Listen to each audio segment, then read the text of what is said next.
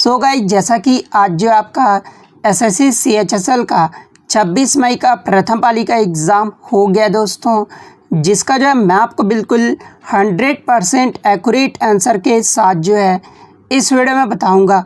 तो देख लेते हैं कि किस प्रकार के जो आज आपके 26 मई के प्रथम पाली के एग्ज़ाम में जो है प्रश्न पूछे गए हैं।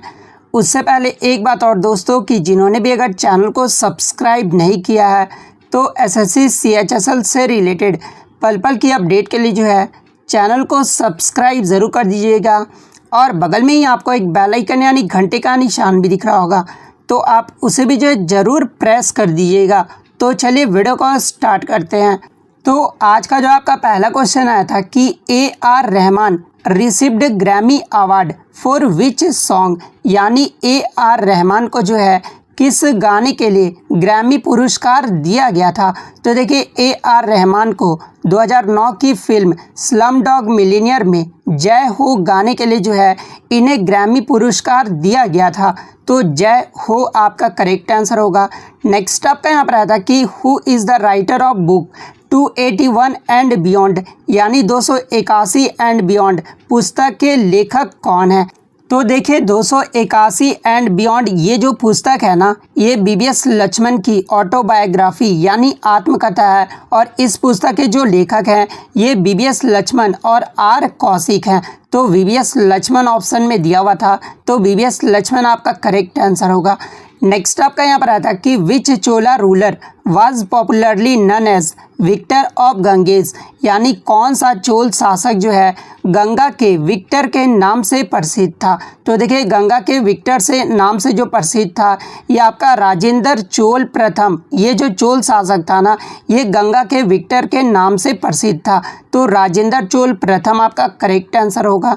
नेक्स्ट आपका यहाँ पर आया था कि straight from heart autobiography was written by, यानी स्ट्रेट फ्रॉम हार्ट आत्मकथा जो है ये किसने लिखी थी। तो देखिए स्ट्रेट फ्रॉम हार्ट आत्मकथा ये जो है कपिल देव के द्वारा लिखा गया था। तो कपिल देव आपका करेक्ट आंसर होगा और कपिल देव को जो है हरियाणा हरिकेन के नाम से भी जाना जाता है। देखिए आपके हर शिफ्ट में जो है 1 से 2 प्रश्न ऑटोबायोग्राफी से जो आपके पूछे जा रहे हैं, तो इम्पॉर्टेंट ऑटोबायोग्राफी आप देख लीजिए, जैसे कि प्लेइंग इट माई वे ये जो है किसकी आत्मकथा है, तो ये आपका सचिन तेंदुलकर की आत्मकथा है। विंग्स ऑफ फायर ये जो आपका डॉक्टर APJ अब्दुल कलाम की आत्मकथा है। A century is not enough ये जो आपका सौरभ गांगुली की आत्मकथा है। अनिल कुंबले की कौन सी आत्मकथा है, तो वाइड एंगल पुस्तक ये जो आपका अनिल कुंबले की आत्मकथा है। राहुल द्रविड़ की आत्मकथा कौन सी है, तो ये आपका टाइमलेस स्टील है। सनी डेज ये जो आपका सुनील गावस्कर की आत्मकथा है। इसके अलावा the test of my life ये जो आपका आत्मकथा है ये युवराज सिंह की आत्मकथा है। इसके अलावा ये जो गेम चेंजर है ना ये जो आपका शाहिद अफरीदी की आत्मकथा है। तो ये सारे फैक्ट आपको ध्यान में रखना है। नेक्स्ट क्वेश्चन आपका यहाँ पर आया था कि राष्ट्रीय हाइड्रोजन मिशन यानी नेशनल हाइड्रोजन मिशन को जो है ये कब लॉन्च किया गया था। तो देखिए राष्ट्रीय हाइड्रोजन मिशन को प्रधानमंत्री नरेंद्र मोदी ने 75वें गणतंत्र दिवस के अवसर पर 15 अगस्त 2021 को लाल किला से जो है राष्ट्रीय हाइड्रोजन मिशन को लॉन्च किया गया था। और ये जो मिशन था ना ये भारत की ऊर्जा सुरक्षा को बढ़ावा देने के लिए जो है ये शुरू किया गया था। तो 15 अगस्त 2021 आपका यहाँ पे करेक्ट आंसर होगा। नेक्स्ट आपका यहाँ पर आया था कि तीजन बाई ये जो है किस प्रदर्शन कला से जुड़ी हुई है। तो देखिए ये जो आपकी तीजन बाई है ना ये पंडवानी कला से जो है ये जुड़ी हुई है। तो पंडवानी आपका करेक्ट आंसर होगा। बात कर ले पंडवानी के बारे में, तो देखिए पंडवानी जो है ये आपका छत्तीसगढ़ का एक पारंपरिक प्रदर्शन कला है जिसमें वह संगीत सहायक वस्तुओं के साथ जो है महाभारत के किस्से जो है वो सुनाया करती है। बात कर ले तीजन बाई के बारे में, तो देखिए तीजन बाई को भारत सरकार द्वारा 1987 में जो है पद्म श्री, 2003 में जो है पद्म भूषण और 2019 में जो है पद्म विभूषण से जो है इन्हें सम्मानित किया गया था। और इन्हें जो है 1995 में संगीत नाटक अकादमी, भारत के राष्ट्रीय संगीत अकादमी नृत्य और नाटक द्वारा दिए गए संगीत नाटक अकादमी पुरस्कार से भी जो है इन्हें सम्मानित किया गया था। बात कर ले पंडवानी का शाब्दिक अर्थ क्या होता है, तो देखिए पंडवानी का जो शाब्दिक अर्थ होता है ना, ये महाभारत में पौराणिक भाइयों पांडवों की कहानियाँ होता है। तो ये फैक्ट भी आपको ध्यान में रखना है।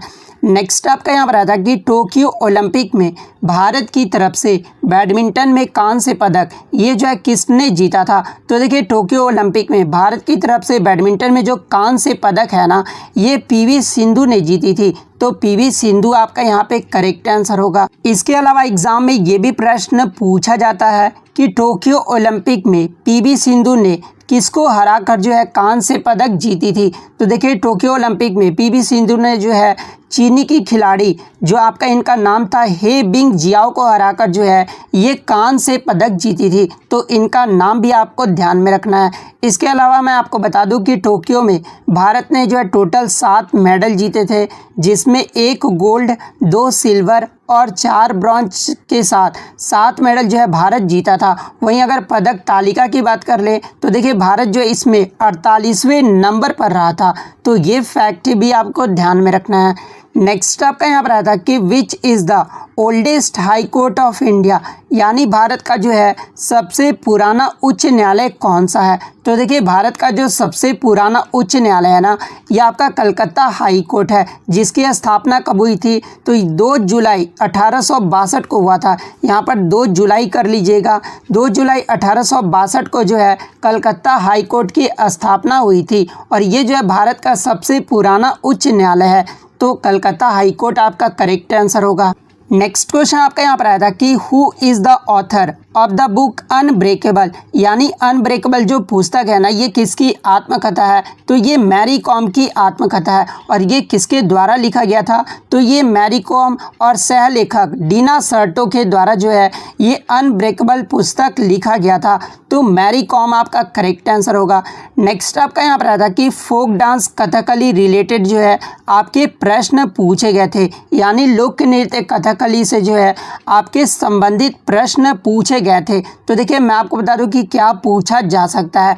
जैसे कि पूछा गया होगा कि कथकली जो है ये किस राज्य का नृत्य है।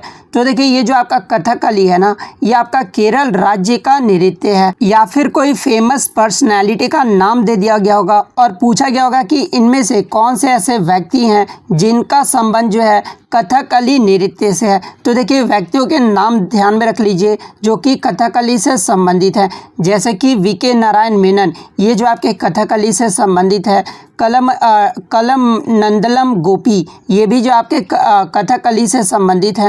वडक्का मनालथ गोविंदन, ये भी आपके कथकली से संबंधित है। उदय शंकर, ये भी आपके कथकली से संबंधित है। कृष्णा नैयर, शांता रॉय, उसके बाद आपके मृणाली सराभाई, इसके बाद आनंद सुब्रमण्यम, उसके बाद रामाकुट्टी नैयर, उसके बाद पद्मभन नैयर, उसके बाद कुमारन नैयर, ये सब जो आपके जो है कथकली से संबंधित है।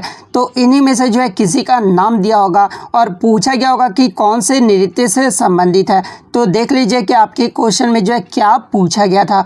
नेक्स्ट आपका यहाँ पर जो है एक संतूर वाद्य यंत्र से जो है संबंधित प्रश्न पूछे गए थे। जैसे कि क्वेश्चन पूछा गया होगा कि इनमें से कौन से ऐसे व्यक्ति हैं जो कि संतूर वाद्य यंत्र से संबंधित हैं। तो देखिए हाल ही में जो फेमस पर्सनालिटी पंडित शिव कुमार शर्मा का निधन हुआ है, ये इनका जो संबंध है ना, ये कौन सा वाद्य यंत्र बजाते हैं। तो ये संतूर वाद्य यंत्र बजाते हैं। तो पंडित शिव कुमार शर्मा के बारे में अगर पूछा गया होगा तो संतूर वाद्य आपका करेक्ट आंसर होगा।